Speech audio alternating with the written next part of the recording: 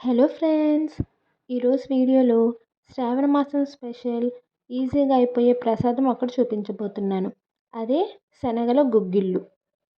ఇంకా రెసిపీలోకి వెళ్ళిపోతే మీకు కుదిరితే ఒక ఓవర్ నైట్ అయినా నానబెట్టుకోండి శనగల్ని, లేదా కనీసం ఒక 5 గంటలైనా నానబెట్టుకోండి.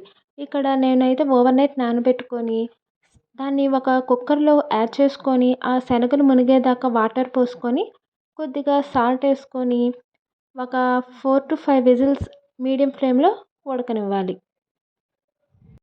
మనం ఎక్కువసేపు నానబెట్టుకుంటే ఈ శనగలనేవి ఉడకడానికి చాలా తక్కువ టైం తీసుకుంటాయి.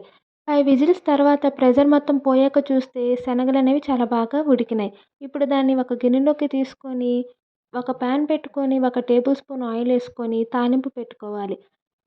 మినపప్పు, ఆవాలు, జీలకర్ర, ఎండుమిరపకాయలు, కరివేపాకు ఇలా అన్నీ వేసుకొని అవి గోల్డెన్ బ్రౌన్ కలర్ వచ్చేదాకా ఫ్రై చేసుకోండి. తాలింపు దినుసులనేవి వేగినాక ఇప్పుడు అందులోకి మనం ఉడకబెట్టుకున్న శనగల్ని యాడ్ చేసుకోవాలి.